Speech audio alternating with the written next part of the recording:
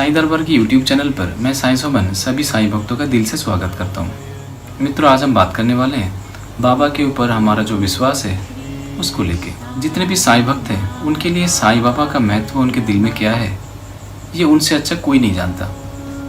फिर भी कभी कभी ऐसा होता है कि साईं बाबा के लिए हमारे मन में जो विश्वास है वो डगमगा जाता है। इस विषय पर साईं सच्चरित्र में एक छोटा सा वाक्य है।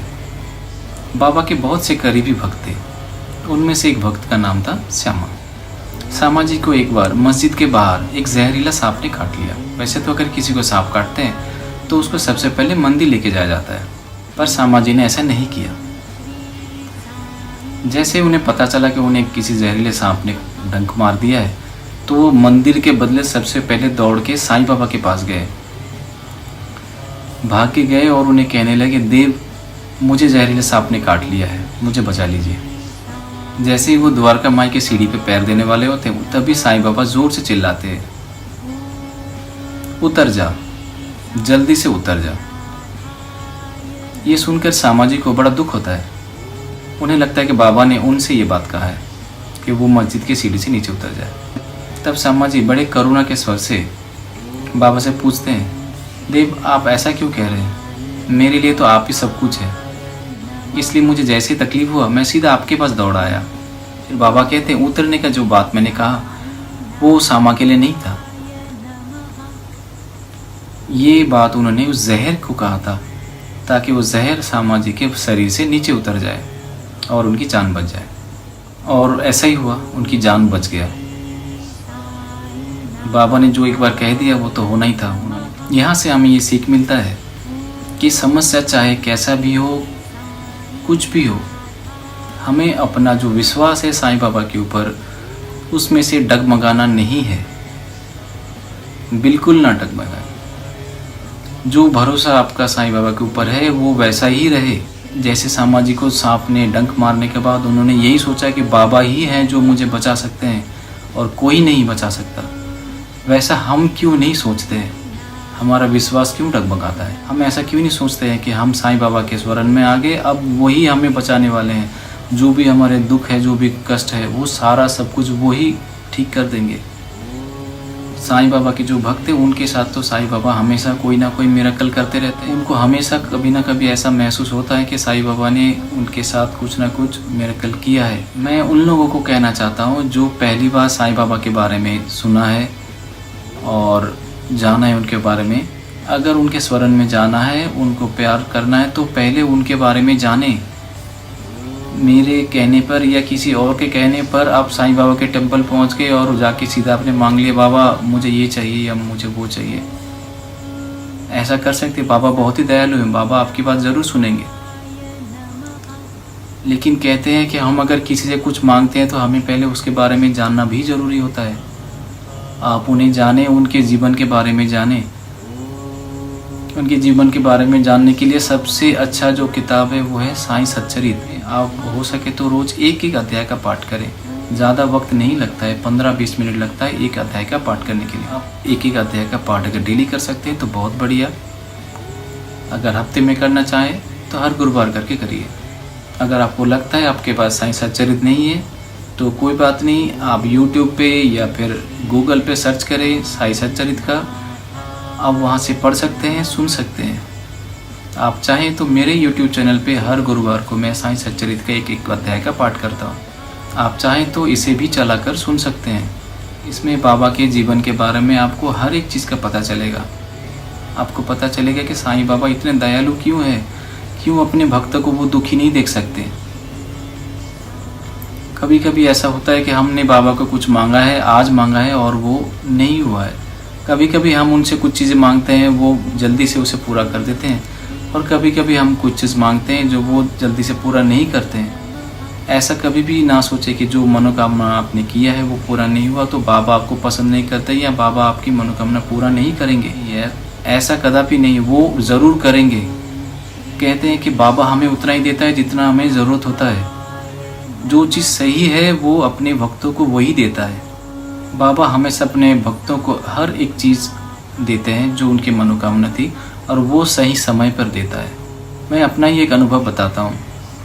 मेरा किसी के पास कुछ पैसे थे जो मुझे बहुत दिन हो गया मुझे नहीं मिल रहा था। मुझे लगा वो नहीं मिलेगा। मैं जब से बाबा को मानता हूँ तब से बाबा को मैंने बस एक ही बार कहा था कि बाबा मुझे वो पैसे मिल जाते तो बड़ा अच्छा होता। वो भी तब मांगा मैंने जब लॉकडाउन चल रहा था कि बाबा ये पैसे मिल जाते तो इस टाइम थोड़ा हेल्प हो जाता। आप यकीन मानिए लॉकडाउन ख़त्म होने से पहले उन्होंने मुझे वो पैसा दिला दिया, जिस पैसे का मुझे कोई उम्मीद ही नहीं था कि शायद मिलेगा नहीं मिलेगा, मुझे नहीं पता था। मैं तो नहीं मिलेगा ये सोच कर ही चल रहा था, पर उनके दिल में हमेशा ये दया होता है, उनके दिल में हमेशा ये चिंता होता है अपने भक्तों का। फिर एक वक्त आया जब मैं खुद भूल गया था उसके बारे में, लेकिन बाबा नहीं भूले। बाबा ने वक्त रहते मुझे वो चीज़ दिला दिया। इसलिए आप लोगों से कहूँगा अपने विश्वास को डगमगाने मत दीजिए। शायद आपने आज कुछ मांगा होगा वो मिल गया होगा, कल आपने कुछ और मांगा है वो नहीं मिला, तो ये मत सोचिए कि आपको वो नहीं मिल सकता। नहीं, आपको मिलेगा। आपने एक बार कह दिया तो आपको वो ज़रूर मिलेगा, बस सही वक्त पे मिलेगा। उस सही वक्त का इंतज़ार कीजिए। आपको सही वक्त में बाबा आपकी जो भी मनोकामनाएं ज़रूर पूरा करेंगे। तो अपने भक्तों को खाली हाथ नहीं देख सकते। वो तो द्वारका माई में बैठते थे। द्वारका माई मतलब माँ का घर। बाबा कहते माँ के घर से कोई खाली हाथ कैसे जा सकता है। जो एक बार द्वारका माई पहुँच गया वो द्वारका माई से खाली हाथ नहीं आ सकता। उसकी सारी मनोकामनाएं ज़रूर पूरे होंगे। कुछ आज होंगे, कुछ कल होंगे, कुछ थोड़े वक्त के बाद होंगे, लेकिन होंगे ज़रूर। इसलिए अपना भरोसा, अपना विश्वास, अपने साईं बाबा के प्रति जो प्यार है उसे हमेशा कायम रखिए। अक्सर कभी कभी ऐसा हो जाता है कि हम अपने दिमाग के ऊपर संतुलन नहीं रख पाते हैं।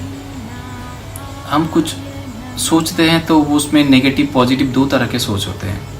पॉजिटिव सोच बहुत मुश्किल होता है कायम रखना। नेगेटिव सोच जो है वो बहुत जल्दी आ जाता है हमारे मन के अंदर। हमने कुछ सोचा और वो नहीं होता है तो हमारे मन में ऐसा आ जाता है कि बस यही ख़त्म होने वाला है दुनिया, आज ये नहीं मिला तो हमें कुछ भी नहीं मिला। ऐसा बिल्कुल नहीं है। हमेशा सकारात्मक सोच रखिए। आपकी मनोकामना ज़रूर पूरी होगी, आज नहीं तो कल ज़रूर होगा। हमेशा अच्छा सोचिए, पॉजिटिव सोचिए। आप पॉजिटिव सोचेंगे तभी आपके जीवन में पॉजिटिव इफेक्ट होगा। अच्छा सोचेंगे तो ही आपके साथ अच्छा होगा। अगर आप बुरा सोचेंगे, नेगेटिव सोचेंगे तो आपका माइंड धीरे धीरे उस तरफ चला जाएगा। आप नेगेटिव थिंकिंग के अंधकार में इस तरह जकड़ते जाएंगे कि वहाँ से निकलना बाद में बहुत मुश्किल होगा। हमेशा अपनी थिंकिंग को पॉजिटिव रखिए और जो भी तकलीफ है, जो लगता है कि हमारे बस में नहीं है, वो उनको दे दीजिए। बस साईं बाबा के ऊपर जिम्मेदारी से छोड़ दीजिए, सब कुछ वो पूरा करेंगे। एक बार आपने उनको बता दिया, बस आपको उनको दोबारा बताने की भी ज़रूरत नहीं है। आपकी वो मनोकामना आज नहीं तो कल पूरा होगा ही होगा।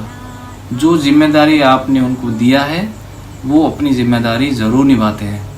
जो बाबा के भक्त हैं उन्हें पता होगा बाबा अपने जीवन काल में जो भी भिक्षा मांग के लेके आते थे उसे आने के बाद मस्जिद में सारे लोगों के साथ बांट के खाते थे और ये दिन प्रतिदिन बढ़ता रहा। बाबा खुद अपने हाथों से खाना बनाते थे, उसमें गांव के लोगों को खिलाते थे। जो गरीब है, जो भूखे हैं, उनको मस्जिद में बैठा के खिलाते थे।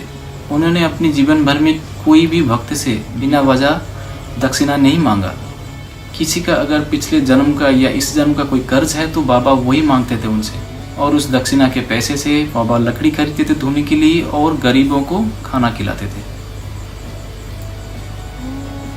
जो साईं भक्त है उनके लिए साईं बाबा का ये मैसेज हमेशा ही रहता है, भूखे को ज़रूर खाना खिलाइए। आप अगर एक भूखे इंसान को खिला सकते हैं तो बहुत है। आप 5 को खिला सकते हैं, 10 को खिला सकते हैं, आपके ऊपर है कि आप कितने भूखे को खिला सकते हैं। बाबा के जो भक्त भूखों को खाना खिलाते हैं, पशु पक्षी को पानी पिलाते हैं या कुछ खिलाते हैं, उनसे बाबा बहुत ही प्रसन्न होते हैं। जो भी भूखे लोग आपके आसपास में हैं उन्हें खाना खिलाइए, ज़रूर खिलाइए। मेरे इस मैसेज के माध्यम से अगर 10 लोगों ने भी एक एक आदमी को भी खाना खिला दिया तो 10 भूखे लोगों को खाना मिलेगा। किसी भूखे को खाना खिला के देखिए, आपके मन में जो शांति मिलेगा वो कहीं और नहीं मिलेगा। एक बार किसी भूखे को खाना खिला के देखिए, एक बार किसी पशु पक्षी को पानी पिला के देखिए, उसे थोड़ा सा बिस्किट का टुकड़ा या कुछ थोड़ा सा खाना खिला के देखिए, आपके मन को कितना शांति मिलता है। गर्मी का मौसम चल रहा है, कुछ नहीं कर सकते, घर के बाहर एक छोटे से लोटे में थोड़ा पानी लेके रख दीजिए। जो पक्षियाँ बाहर घूमते हैं वो आएंगे, वो पानी पिएंगे। ये भी बहुत बड़ी बात है, इससे भी बाबा खुश होते हैं बहुत। मैं खुद अपने साथ हमेशा 2-4 पैकेट बिस्किट रखता हूँ। काम में जाता हूँ, अगर मुझे कोई भूखा मिले तो मैं उन्हें दे देता हूँ। बाबा की पूजा के लिए जो हम भूख चढ़ाते हैं, कोई कहता है हमें बहुत खाना देना चाहिए, इतने फल देने चाहिए, इतने मिठाई देनी चाहिए, इतने वो देने चाहिए, ऐसा कुछ नहीं। आप जो दे सकते हैं वो दीजिए। कुछ नहीं दे सकते तो एक अगरबत्ती लेके ही अगर आप उनकी आरती करेंगे तो ही बहुत है। उन्होंने नहीं कहा कि उनको कुछ देना है या उनको पूजा में चढ़ाना है, बस आपने दिल से मान लिया और दिल से अगर एक अगरबत्ती दिखा के भी उनकी पूजा कर लिया तो भी बहुत है। वो उसमें ही खुश हो जाएंगे। बस आपके मन में बाबा के प्रति आपका प्यार दृढ़ होना चाहिए। कभी कभी हमारे मन इतने चंचल हो जाते हैं कि हम अपने काम पर, अपनी पूजा पर, अपनी कोई भी चीज़ पे ध्यान नहीं लगा पाते। अगर ऐसा है तो मेरा आप लोगों से एक अनुरोध है, कुछ नहीं, रात को 1 से सुबह 4 बजे के बीच में आप बाबा के सामने जाके बैठें। आपके पास बाबा की मूर्ति है, उनके सामने बैठें। मूर्ति नहीं है, कैलेंडर के सामने बैठे या फोटो के सामने बैठे, कुछ अगर वो भी नहीं है, कुछ नहीं है, आप बस एक अगरबत्ती लगा के रखें। अपने मन में ध्यान करें, मन में ये सोचें कि आप शिरडी के द्वारका माई में बैठे हुए हैं। बस यही सोचें। आपके मन को जो शांति मिलेगा वो शायद कहीं और नहीं मिलेगा। आपका जो मन चंचल है वो कुछ ही समय में एकदम शांत हो जाएगा। ऐसा मैं खुद करता हूँ और मुझे इसका फ़ायदा मिलता है। मैं काम की वजह से हमेशा बिज़ी रहता हूँ।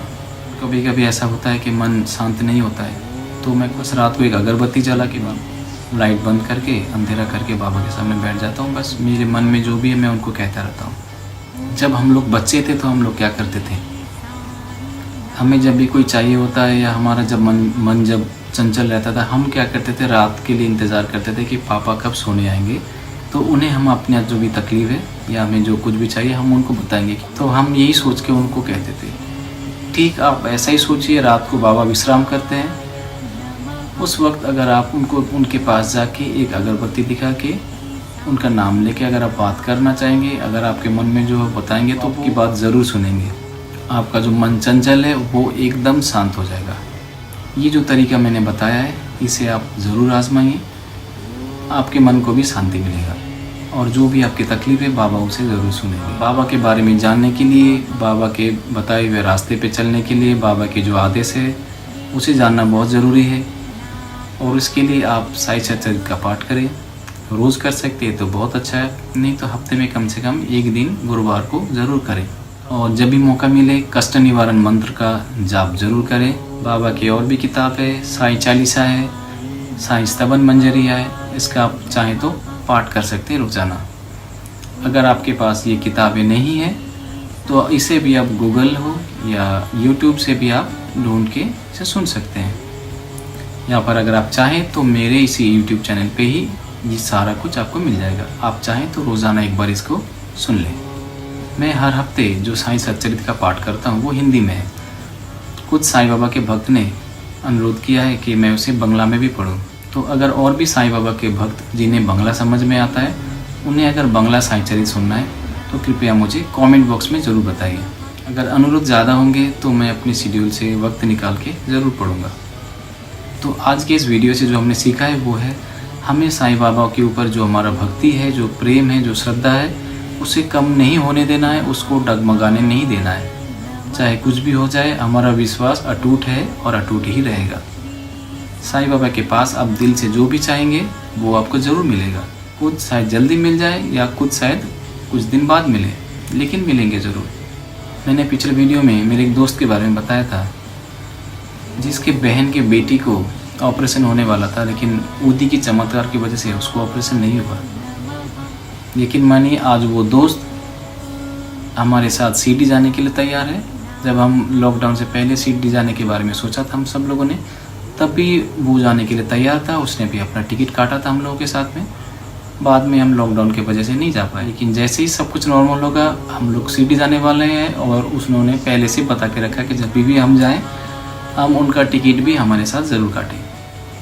हम साईं भक्त हैं, हम साईं परिवार के सदस्य हैं, इसलिए हमारा हमेशा जिम्मेदारी बनता है कि हम हमेशा साईं बाबा के नाम को श्रद्धा और पूरी भक्ति के साथ आगे प्रचार करें। और एक बात हमेशा की तरह मैं कहना चाहूँगा, साईं बाबा के प्रचार का जो जिम्मेदारी मैंने अपने ऊपर लिया है, ये मेरे अकेले के द्वारा संभव नहीं है। हर घर में पहुंचाना, इसमें मुझे आप सबकी मदद चाहिए। इसलिए इस वीडियो को लाइक करें, शेयर करें और इस चैनल को सब्सक्राइब करें ताकि मेरे आगे आने वाले वीडियो आपके पास पहुंच जाए और साईं बाबा के बारे में हम आगे जब भी बात करें वो और दूसरे लोगों के पास भी पहुंचे। और जब भी हम बाबा के सामने अगरबत्ती दिखाने के बाद बैठते हैं तो हम हमेशा यही दुआ चाहते हैं कि हर वो साईं भक्त जो साईं बाबा के बारे में जानते हैं या नहीं जानते हैं, सारे अच्छे रहें, सही सलामत रहें। तो मित्रों, आज बस इतना ही।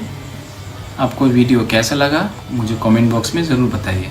इस चैनल को सब्सक्राइब कीजिए, वीडियो को लाइक कीजिए, शेयर कीजिए। तो मित्रों, आज बस इतना ही। मिलेंगे फिर अगले वीडियो में। तब तक के लिए ओम साई राम, जय साई राम।